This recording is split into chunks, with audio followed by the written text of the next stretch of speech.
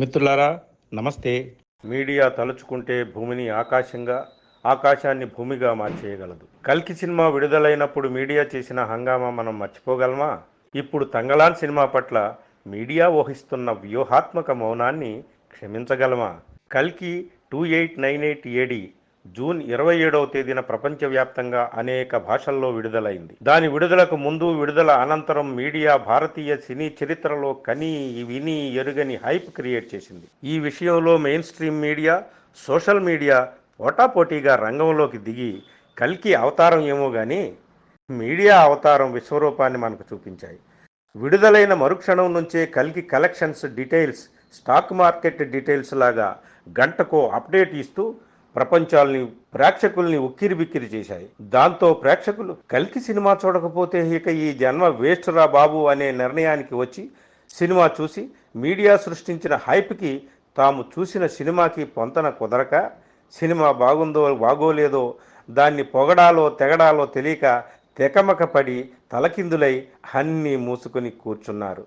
అదిగో ఆ దెబ్బకి 2 నెలలు తిరక్కముందే కల్కి బాక్స్ ఆఫీస్ ముందు బాక్సింగ్లో గెలవలేక ఓటీటీలో తలదాచుకోవాల్సి వచ్చింది.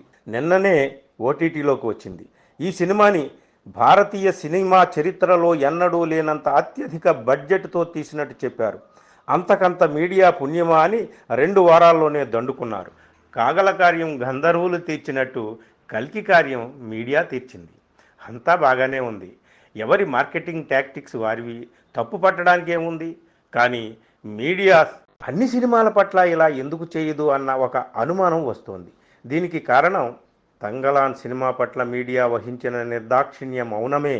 అన్ని 100 కోట్లు పెట్టకపోయినా తంగలాన్ కూడా కొంచెం పెద్ద బడ్జెట్తో వచ్చిన సినిమానే, స్టార్ హీరో విక్రమ్తో తీసిన సినిమానే.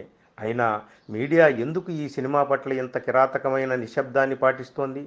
మెయిన్ స్ట్రీమ్ మీడియాలో చర్చలు, ఇంటర్వ్యూలు, విశేష కథనాలు ఎక్కడా? సోషల్ మీడియాలో కల్కి మీద వచ్చిన పురాణ విశేషాలతో ఆ ఉదరగొట్టుడు కథనాల సునామీ తంగలాన్ విషయంలో ఎక్కడా? ఎంత ఆలోచించినా మీకు మింగుడు పడటం లేదు కదా? పడదు. ఎందుకంటే ఇది భారతదేశం. ఇక్కడ ఎక్కడా లేని ఒక బ్రహ్మ పదార్థం ఉంది. అదే కులం. కల్కి సినిమా విషయంలో ఏ మతానికి చెందిన పౌరాణిక గాథలు పునాదులు అయ్యాయో తంగలాన్ సినిమాలో ఆ పునాదులు పెళ్లగించబడ్డాయి. కల్కి సినిమాకి ఆధారమైన మతం ఈ దేశంలో కులానికి, కులపరమైన దోపిడీకి పునాదులు వేసి ఆ పునాదుల మీద కొన్ని వర్గాల సౌఖ్య సౌధాలను నిర్మించి పటిష్టం చేసిన మతం. కానీ తంగలాన్ సినిమాలో మతం వేరు. అది బౌద్ధం.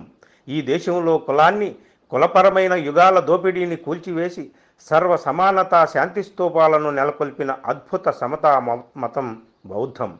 అశోకుడు స్వీకరించి దేశాల వ్యాప్తి చేయించిన మతం. అంబేద్కర్ స్వీకరించి ఈ దేశ బడుగు బలహీన వర్గాలకు ఆ దారిన నడవమని బోధించిన మతం. అదే బౌద్ధం. ఇది తంగలాన్ సినిమాలో అతి కీలకమైన అంశం. ఒకటి కల్పిత గాథల అతీత శక్తుల బాకా, మరొకటి బాధాసర్పదష్టుల వాస్తవ గాథల పెనుకేక. అందుకే కల్కి సినిమా పట్ల కదం తొక్కిన తురంగాల్లా ఉరకలేసిన మీడియా తంగలాన్ సినిమా పట్ల మన్ను తిన్న పాములా మిన్నకుండిపోయింది.